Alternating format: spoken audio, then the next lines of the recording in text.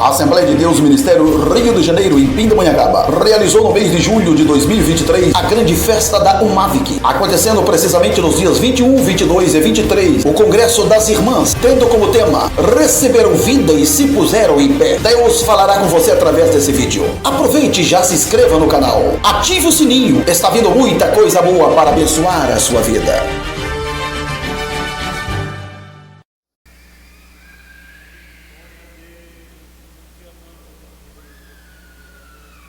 Eu quero cumprimentar a todos com a paz do Senhor Jesus Cristo. Podemos sentar, meus irmãos, em nome de Jesus.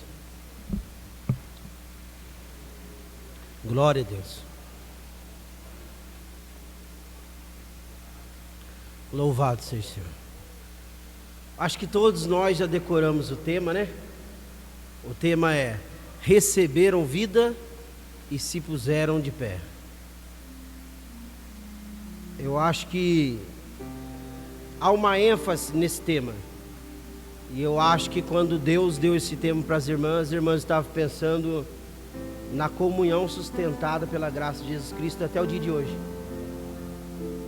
Eu acho que as irmãs estavam pensando em como Deus é bom de trazer o coração em longas jornadas, uns mais do que o outro, mas Deus conduzindo os corações na jornada cristã e manter até o dia de hoje. E tudo isso só é possível porque esses corações que foram conduzidos receberam vida. Só foi possível porque receberam vida. Mas eu vou fazer menção do versículo que está intitulado no nosso tema, Ezequiel 37, versículo de número 10. E depois nós já vamos para o texto da ocasião da nossa meditação hoje. O texto sagrado diz assim, Ezequiel 37, 10: E profetizei como ele me deu ordem. Então o Espírito entrou neles e viveram, e se puseram em pé, um exército grande em extremo. Enquanto eu vou discorrendo essa introdução de Ezequiel, você pode achar na sua Bíblia a carta do apóstolo Pedro, a segunda carta, no seu capítulo 1. Esta visão, o Vale dos Ossos Secos, é bem conhecida da igreja. E se os irmãos perceberam ao longo desses 3 dias que nós estamos lendo sobre ela, Deus diz para Ezequiel que aquela visão, aqueles ossos, era toda a casa de Israel. Por ocasião desta palavra dita ao profeta, podemos perceber que Deus está mostrando para Ezequiel a visão da ótica de Deus para o seu povo. É necessário nós compreendermos que Ezequiel está, como foi dito ontem, profetizando para os exilados em castigo pela mão de Deus, e o povo está em castigo pela mão de Deus. O povo, ao nosso natural de ver, está vivo. O povo está vivendo, castigado pela mão de Deus. Mas a ótica de Deus para o povo era que eles estavam mortos, sequíssimos, sem vida. E Deus resolve manifestar esse feito aos olhos de Ezequiel na visão dos ossos secos. Também é necessário nós entender o porquê que Deus tinha essa visão do seu povo tão amado, povo exclusivo.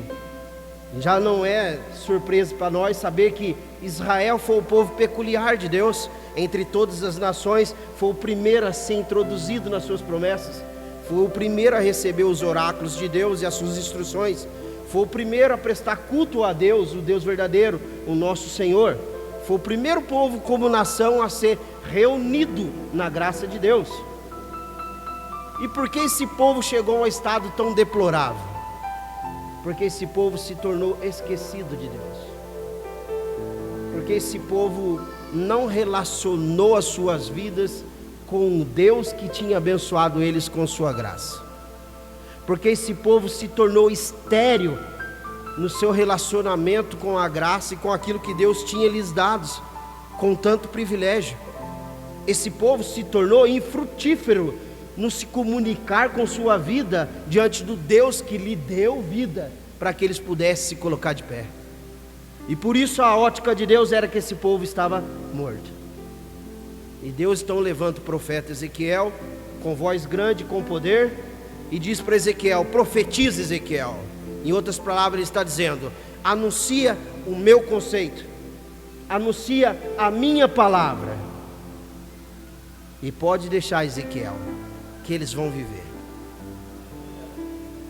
Sendo assim, irmãos, nós trazemos em nossas mentes que não podemos nos tornar estéril no relacionamento com Deus. Não podemos tornar ociosos no relacionamento com Deus. Não podemos ser esquecidos da graça de Deus. Temos que estar constantemente valorizando aquilo que Deus nos deu. Temos que fazer uso de valor e de preciosidade da vida que nele está e que ele nos oferece, para que, estando vivos, não sejamos enxergados como mortos. E é esse o conselho de Deus para nós hoje. O texto sagrado em 2 Pedro, capítulo de número 1, quero fazer menção da leitura de verso 1 ao verso 11. Ele vai dizer assim: Simão Pedro, servo e apóstolo de Jesus Cristo, ao que conosco alcançaram fé igualmente preciosa, pela justiça do nosso Deus e Salvador, Jesus Cristo. Graça e paz vos sejam multiplicadas, pelo conhecimento de Deus e de Jesus, o nosso Senhor, visto como com o seu poder divino, nos deu tudo que diz respeito à vida e à piedade, pelo conhecimento daquele que nos chamou por sua glória e virtude, pelas quais ele nos tem dado grandíssimas e preciosas promessas, para que por elas fiqueis participantes da natureza divina, havendo escapado da corrupção que pela concupiscência há no mundo. E vós, também pondo nisto mesmo toda diligência, acrescentai à vossa fé a virtude, e à virtude o conhecimento, e ao conhecimento a temperança, e à temperança a paciência, e à paciência a piedade, e à piedade o amor fraternal, e ao amor fraternal a caridade. Porque se em vós houver e abundarem estas coisas, não vos deixarão ociosos nem estéril no conhecimento de nosso Senhor Jesus Cristo. Pois aquele em quem não há estas coisas é cego, nada vendo ao longe, havendo-se esquecido da purificação dos seus antigos pecados. Portanto, irmãos, procurai cada vez mais firme a vossa vocação e eleição, porque fazendo isso, nunca, jamais tropeçareis, porque assim vos será amplamente concedida a entrada no reino eterno de nosso Senhor e Salvador, Jesus Cristo. Glória a Deus. Receberam vida e se colocaram de pé. O apóstolo Pedro, ele escreve a primeira carta, e a primeira carta ele está preocupado com a separação do povo que está confessando a fé em Jesus, a igreja que está desperta na Ásia. Ele está preocupado com a separação e com os modos de viver, considerando o sacrifício de Cristo. Então ele vai dizer para aquele povo: vocês foram gerados de novo pela misericórdia de Deus, vocês estão sendo gerados de novo pela palavra de Deus. Ele vai dizer mais, ele vai dizer: por isso vocês cubram os seus lombos com entendimento e esperem inteiramente na graça de Deus. Sede vocês santos, porque o vosso Senhor é santo. Ele vai dizer mais na sua primeira carta, ele vai dizer: não se preocupe se eles acham estranho você não ter o mesmo procedimento que eles têm, porque não foi com ouro e com prata que vocês foram resgatados da vã maneira de viver, mas foi com o sangue precioso de um cordeiro imaculado, o Senhor Jesus Cristo. Pedro estava preocupado em sua primeira carta que aqueles homens que estavam confessando fé, aquela igreja que estava confessando a fé, soubesse do tamanho da responsabilidade que era estar sendo introduzido na vida com Deus. e como nós não devíamos mais viver como alguém esquecido de quem é Deus, com modos e operantes esquecido de quem nos resgatou e do que Ele fez por nós, e como Ele nos gerou numa nova vida, e como nós nascemos de novo da sua graça e poder, e como o seu poder é magnífico, que nem ouro nem prata pode comparar, e como Ele é tão grande, que Ele nos dá inteiramente a graça para sermos seguros. Mas a sua segunda carta, Pedro está preocupado agora com a conservação da vida que recebemos. Pedro agora ele está preocupado com o que nós estamos fazendo com aquela confissão que já recebemos, com a semente da palavra de Deus que foi gerada em nosso interior. Pedro está preocupado que nós não nos tornemos em nossa jornada um vale de ossos secos. Pedro está preocupado que nós, tendo vida, não seja achado como mortos diante de Deus. Pedro está preocupado que eu e você valorize realmente aquilo que foi feito, sabendo que o nosso chamado e a nossa santificação foi feita no Senhor e Salvador Jesus Cristo. Então agora ele chega e diz a esses irmãos: eu escrevo aos irmãos que, como nós, alcançaram uma fé preciosa pela justiça do nosso Senhor Jesus Cristo. Veja, esse é o primeiro ponto que eu quero chamar a atenção dos irmãos. Pedro está dizendo: eu estou escrevendo para pessoas que alcançaram uma fé valiosa, preciosa, de grande valor, pela justiça do nosso Deus Salvador, aquele Deus que nos salvou. Quem é Ele? Senhor Jesus Cristo. Pedro dá um endereço da fé preciosa. A fé preciosa, ela vem da justiça do nosso Deus e Salvador Jesus Cristo. E ele diz: e essa fé, ela é valiosa, ela é preciosa. No capítulo de número 1 da sua primeira carta, ele já faz menção que essa fé é mais valiosa do que o ouro refinado pelo fogo. E por que Pedro diz que essa fé é tão valiosa? A fé tão valiosa. Por que Pedro dá ênfase no valor desta nossa fé?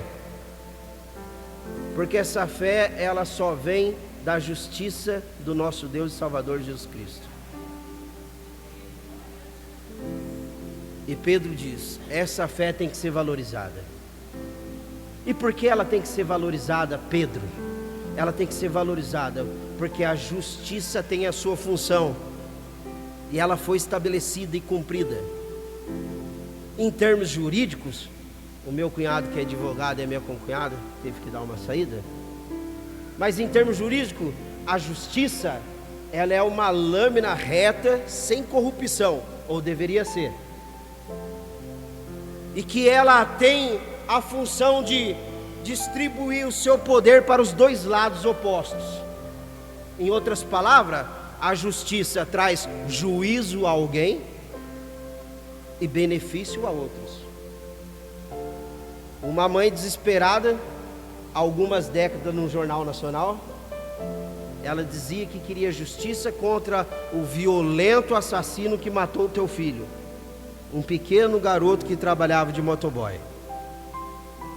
Para aquela mãe, a justiça era que os afazeres do poder jurídico castigasse aquele homem que tirou a vida inocente do seu filho e confortasse o coração dela que trazia dor. Na justiça do nosso Senhor e Deus Jesus Cristo, a justiça vai mais profundo que isso. A justiça é mais reta do que nós podemos imaginar. E a justiça de Deus, ela não veio por causa de um pedido de uma mãe ou de um pai, mas ela veio a pedido do próprio Deus. Ela se estabeleceu para beneficiar uns e para trazer juízo a outros, porque ela veio a pedido do nosso Deus e Pai. E nessa questão da justiça de Deus, não tinha um lado ofensivo e não tinha um lado que deveria ser beneficiado a ser julgado.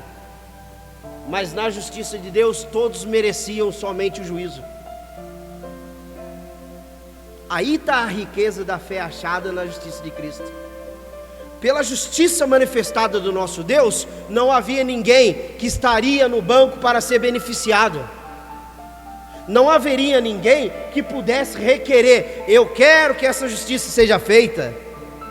Todos nós, se soubéssemos da mente de Deus com sua justiça, queríamos sair correndo de perto dela, porque ela trazia o teor de juízo. Ela trazia para nós o teor do castigo, e ela ia nos castigar. A beleza do nosso Deus e Salvador Jesus Cristo é que na sua justiça Ele se coloca entre nós e a sua lâmina. E a lâmina que deveria nos espedaçar com o juízo de Deus, espedaça o coração de Deus no sacrifício vicário. E de lá Ele abre uma fonte inesgotável de poder divino, e diz a todos aqueles que estavam sentados no banco dos réus: vocês agora têm um portal aberto para o poder da graça de Deus, e vocês agora estão chamados a fazer parte da santificação da graça de Deus. Vocês agora estão sendo chamados a ser povo de Deus que receberam vida. Então coloquem-se de pé.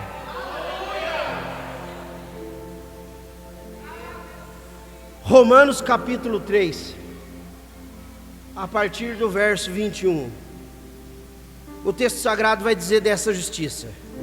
Ele vai dizer assim: agora se manifestou sem a lei a justiça de Deus, tendo testemunho da lei e dos profetas, isto é, justiça de Deus pela fé em Jesus Cristo, por todos e para todos os que creem, porque não há diferença, porque todos pecaram e destituídos estão da glória de Deus. Veja que a justiça se manifestou, ela se manifestou, ela não ficou escondida, você não teve que procurar, Deus lhe deu tudo que você precisava. Deus ofereceu a nós tudo que nós precisávamos, e ela se manifestou sem o teor da condenação da lei, mas testemunhada pela própria lei. A lei autograva a autoridade e a justiça de Deus. A lei concedia todo o poder à justiça de Deus. A lei cedia os seus ombros e a seu serviço, assim curvar a justiça de Deus. E a justiça de Deus imperava sobre todas elas, sendo testemunhada pelos profetas e pela lei. E veja o que o verso vai dizer. O verso vai dizer que essa justiça, ela está estabelecida sobre a fé em nosso Senhor Jesus Cristo. Porque todos pecaram,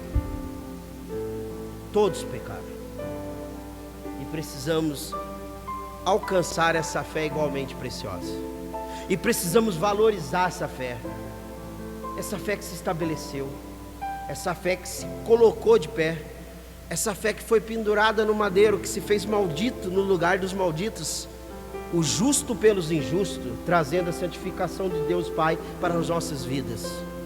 Não só isso, eu disse que a justiça tem como um caráter dela próprio, trazer juízo e despojar alguém, e trazer benefícios aos outros. Veja o que diz Colossenses capítulo 2, versículo 12 em diante. Colossenses capítulo 2, versículo 12 em diante, o texto sagrado vai dizer assim: sepultados com ele no batismo, nele também ressuscitaste pela fé no poder de Deus, que ressuscitou dentre os mortos. E quando vós estávamos mortos em suas ofensas e na incircuncisão da vossa carne, vos vivificou juntamente com ele, perdoando todas as vossas ofensas, e riscou o escrito de dívida que era contra nós em suas ordenanças, o que de alguma maneira nos era contrária, e cravou-a na cruz, triunfando e despojando sobre todo principado e potestade. em si mesmo. Veja que lindo a justiça de Deus. A justiça de Deus foi na raiz do nosso problema. Lembra da justiça que nos fez réu e que nós merecíamos juízo por causa dos nossos pecados? Mas quando Cristo se faz Deus Salvador da sua vida, quando os seus olhos se abrem para receber fé igualmente valiosa e ver Cristo como Senhor e Salvador da sua vida, você enxerga que essa justiça agora está te beneficiando, e que as suas ofensas e seus pecados foram sepultados com Ele quando você decidiu se unir com Ele, pela sua morte e ressurreição. E tudo escrito de dívida que poderia trazer condenação sobre a sua vida foi rasgado, cancelado, cravado à cruz do Salvador. Cravado à cruz do Salvador. Ele nos deu vida.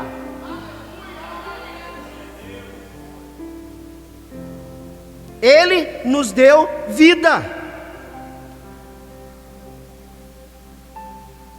O texto sagrado continua, e Pedro vai dizer assim: a esses que já compreenderam essa fé. Eu poderia ficar só nesse versículo.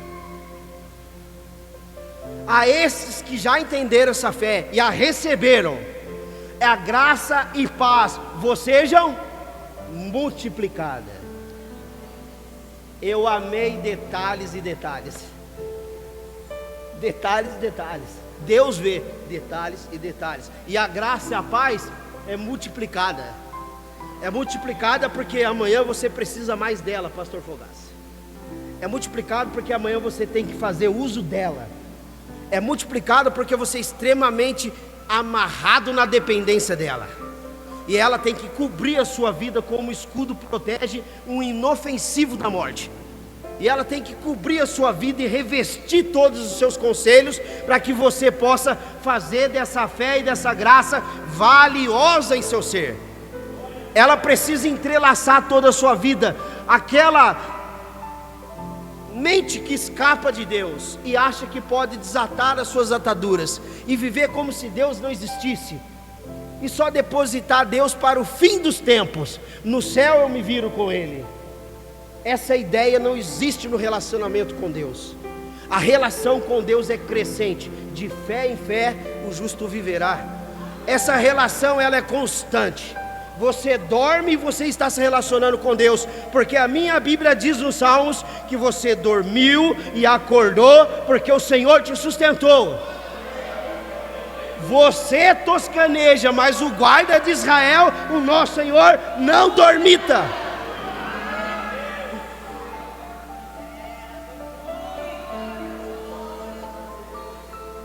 Eu preciso dizer uma coisa. O versículo 2 do nosso texto, o versículo 3 do nosso texto e o versículo 8 do nosso texto, ele tem uma palavrinha aqui que são as três iguais. E as três são diferentes de todo o resto da carta. É a palavra conhecimento. Conhecimento. Veja, o versículo 2 está dizendo assim: graça e paz vos seja multiplicada pelo conhecimento de Deus e Jesus Cristo nosso Senhor.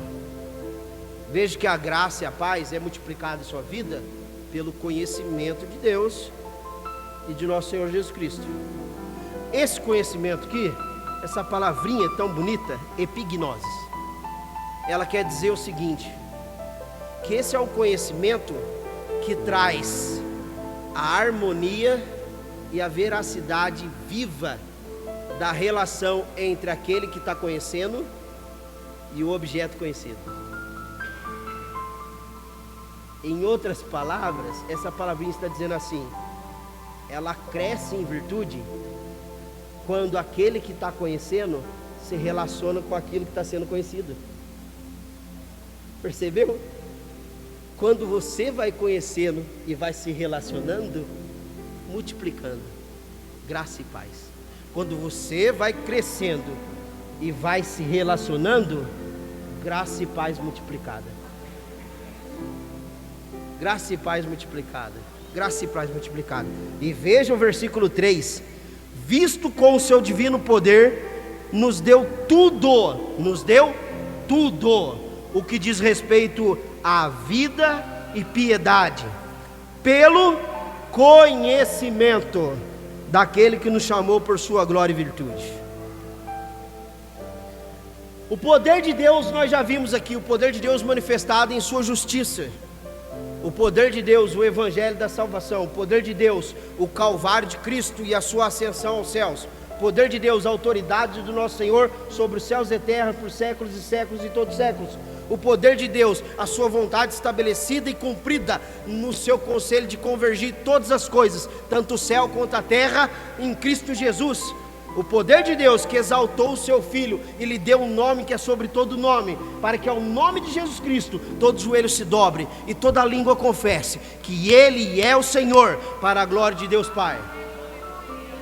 O poder de Deus, o divino poder, nos deu esse ato milagroso e extraordinário de Deus, nos deu, para você que já compreendeu a fé preciosa, nos deu tudo o que nós precisa para ter vida com Deus e uma vida consagrada no relacionamento com Ele. Zoe e Eusebeia, vida e piedade. A vida aqui não está falando assim como não estava falando no Vale dos Ossos Secos. Não estava falando da vida biológica. Não está falando da vida que se amanhã eu partir, eu sei onde eu vou estar. Mas está falando da vida que decide aonde nós vamos estar. Está falando da vida que tem que ser valorizada. Está falando da vida que só vem de Deus para o seu amado, para aquele que abriu o coração e recebeu.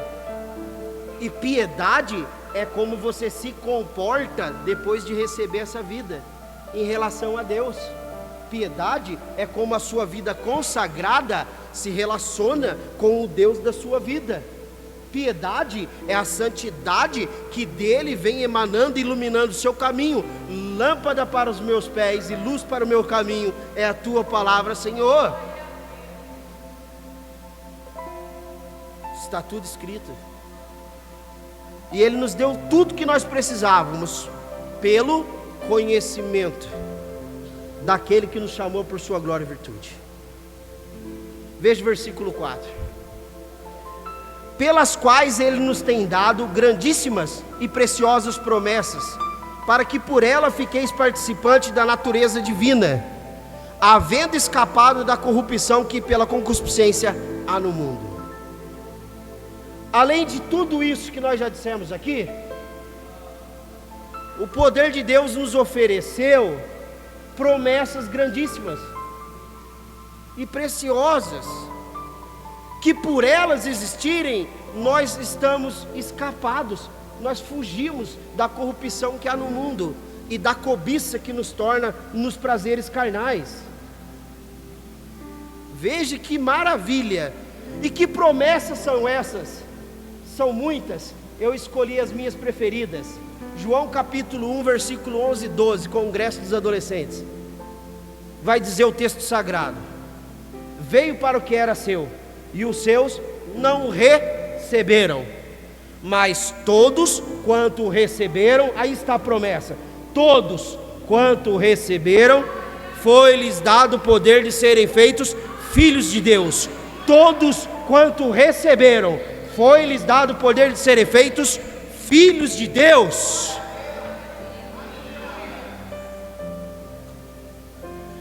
Primeira João capítulo 3, João diz: filhinhos, vedes quão grande privilégio tem nos concedido o Deus o Pai, que fôssemos chamados de seu filho. Sabemos que somos filhos, mas ainda não é manifestado o que havemos de ser. Mas quando Ele se manifestar, então seremos como Ele, e como Ele é, o veremos.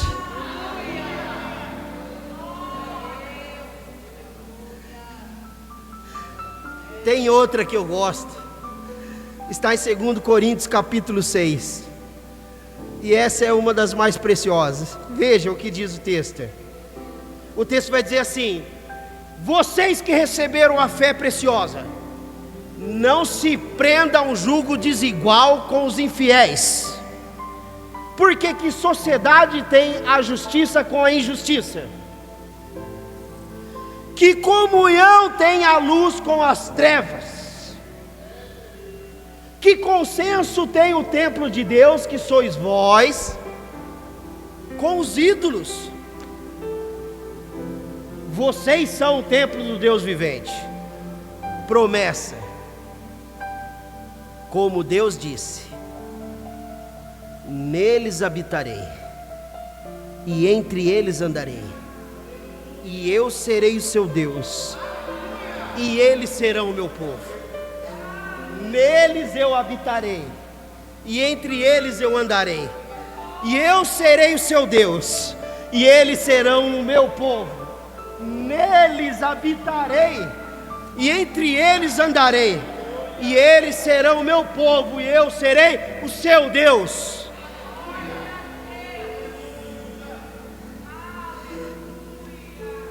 São promessas que nos faz escapar da corrupção do mundo, do desejo carnal que leva à paixão infame. São promessas que faz nós repensar na fé tão valiosa da justiça de Jesus Cristo, e considerar quanto amor esteve dentro dessa justiça, e santificar a nossa vida consagrada para não ser desprezível, não ser esquecido de Deus, não tendo Deus como um amuleto somente, falando que Ele é nosso Deus, e se tornar um grande vale de ossos secos, sequíssimos, sem vida, tendo que ser castigado pela mão de Deus, para ser testemunho de povos futuros, para que eles não caiam na mesma concupiscência carnal das suas vidas, trazendo como exemplo aquilo que Deus fez, para refletirem através da proclamação da palavra de Deus, que hoje eu preciso valorizar essa fé preciosa, e essa vida que Ele nos deu.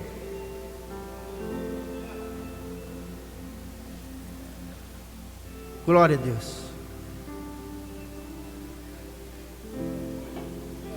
O versículo 5 vai dizer assim: então por isso, vocês coloquem toda a diligência, concentre todo o empenho, é isso que está dizendo, concentre todo o empenho e acrescente. Veja que Pedro já está considerando que você tem a fé preciosa, então ele fala: acrescenta essa fé que você recebeu. Acrescenta o que, Pedro? A virtude, a excelência moral, o caráter de Cristo formado em vós. Acrescenta a sua fé, o querer ser de Cristo, o querer pertencer a Cristo. Acrescente a sua fé, ser um pequeno cristão. Acrescente a sua fé, dizer que você tem um Senhor e que toma conta da sua vida, e que Ele é o pastor da sua vida, e que você é a ovelha do aprisco dele. Acrescente a tua fé, a luz que Ele depositou dentro desse vaso de barro, deixe que ela brilhe. Acrescente a sua fé, o poder e a virtude da excelência moral que Ele vai lhe ensinando no relacionamento com Ele. E não só isso, acrescente a isso também o conhecimento. Desperte em você o querer saber mais de Deus, o querer relacionar mais com Deus, o querer falar mais com Deus, o querer estar perto de Deus. Eu acho que eu já disse aqui, parece coisa pequena, mas o Espírito Santo torceu meu coração quando eu estive com minha tia Nicota. Alguns aqui conhecem o pastor Beto, com certeza. O que eu tenho de vida, ela tem de faxineira da sede do Belém. Minha tia Nicota, eu fui visitar ela para um almoço, só que eu cheguei mais cedo, porque o meu tio gosta de ficar tocando no tecladinho, meu tio Edson, e ele gosta que a gente cante hinos. E eu estando lá conversando com a minha tia Nicota, ela vai fazer um café, ela pede a Jesus para ajudar ela a colocar a água no fogo. Ela vai fazer arroz, ela pede para que Jesus ajude ela a acertar a mão no tempero.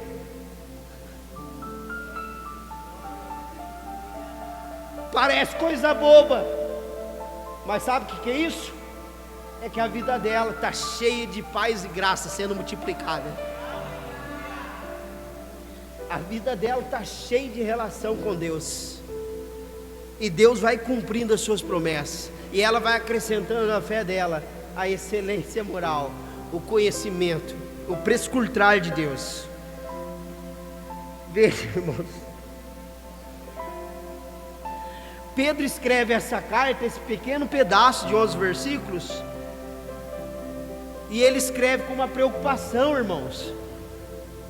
O versículo 12 em diante, se você acompanhar na sua casa o texto, você vai ver que Pedro fala assim: enquanto eu viver, eu não vou deixar de exortar vocês acerca disso, eu vou falar para vocês acerca disso, eu vou continuar exortando, vou continuar falando para vocês, aconselhando acerca disso. Pedro diz: porque assim eu vou ter que viver a minha vida nesse presente século. O versículo 8 vai dizer assim: porque se essas coisas, irmão, o conhecimento, o domínio, o autocontrole da vida cristã, o respeitar quem é o nosso Senhor e o viver o que Ele quer, a fé preciosa, o amor entre os irmãos. Saiba alguma coisa sobre amor entre irmãos: não é fazer o que o seu irmão quer todo tempo, mas é fazer o que Deus quer que você faça para Ele em todo tempo. Se você não sabe, eu vou te contar um segredo, que vai deixar de ser segredo a partir de hoje, mas eu tento fazer a leitura da vida de cada um de vocês. E sabe por quê? Porque eu fico pedindo para Deus me dar uma oportunidade para orar com sinceridade aonde você precisa, porque assim eu quero que vocês olhem para mim, assim eu quero que vocês me conheçam. E sabe que o meu Deus disse que é isso? Amor fraternal. A única virtude que o Senhor Jesus Cristo disse que nós seríamos reconhecidos como seu discípulo.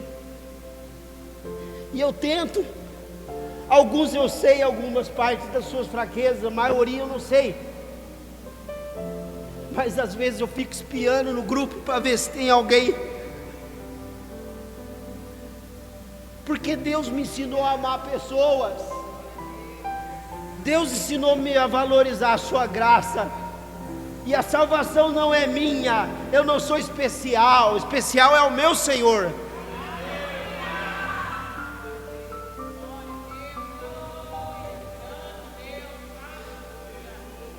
É esse sentimento que Pedro está tendo, então ele diz: eu vou exortar vocês. Sabe por quê, irmãos? Porque o versículo 9 vai trazer um alerta. O versículo 9 ele vai dizer assim: porque se na vida de vocês não tiver essas qualidades, se na vida de vocês não aumentarem essas coisas, se vocês não tiverem relacionado com isso, vocês se tornaram esquecidos.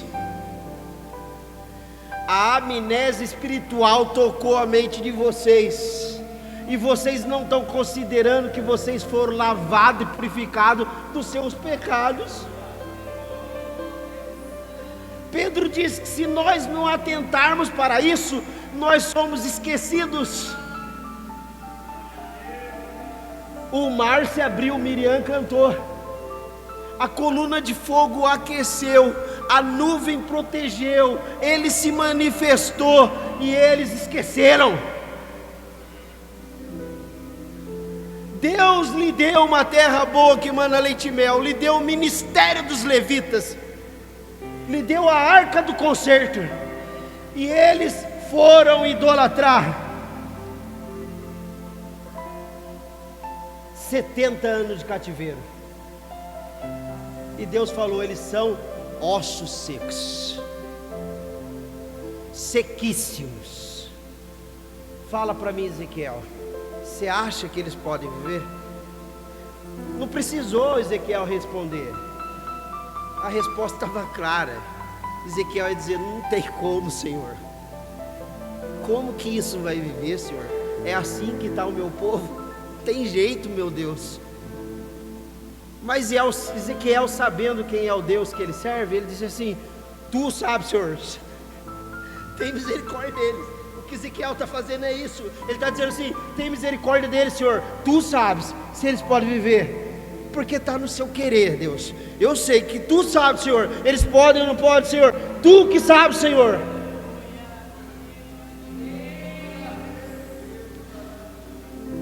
É Tu que sabes, Senhor, se eles podem viver. Eu não sei, Senhor, eu só vou profetizar, eu só vou falar que a voz do Senhor ecoou no meu coração, e a mão poderosa do Senhor me trouxe aqui, e eles podem viver, Senhor, pela Tua palavra, Senhor, pela Tua palavra. Vai ser lindo, e nós vamos estar lá, nós vamos estar lá, nós vamos. Quando os ossos secos receberem vida, nós vamos ver eles de pé, entrando no reino eterno do Senhor. Nós vamos ver, irmão, nós vamos ver. Literalmente, nós vamos ver. Nós vamos entrar. Jesus Cristo disse: vocês vão ver. E Abraão, Isaac e Jacó sentados na mesa, entrando no reino. Nós vamos ver, nós vamos estar lá, nós vamos estar lá. Essa, Paulo disse em 2 Tessalonicenses, essa é a reunião de vocês com Ele. Espere que ela vai acontecer. Primeiro vai vir a apostasia, o filho da perdição, mas ela vai acontecer. Nós vamos estar lá.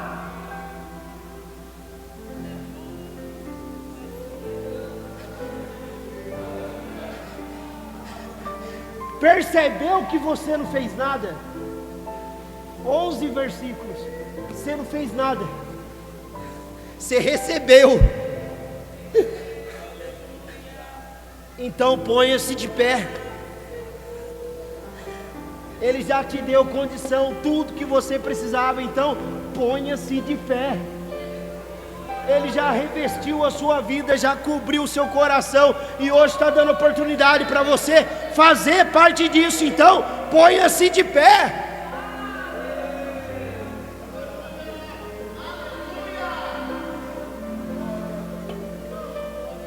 Deus conhece todo o nosso íntimo. Eu estou conversando com o Mateus desde ontem, e eu vou falar para os irmãos. Se esse Espírito de Deus não é lindo, a irmã Vera veio e contou detalhes e detalhes. Ele sabe detalhes e detalhes. Ele conhece a sua vida. Você não precisa esconder dele. Relacione com ele. Busque nele a força que em ti falta. A sua misericórdia está oferecida para você. Esquece das suas habilidades, do seu conselho, da sua força. Ele é poderoso, e tudo está nele. Glória a Deus. Eu vou terminar aqui. Cadê o Mateus?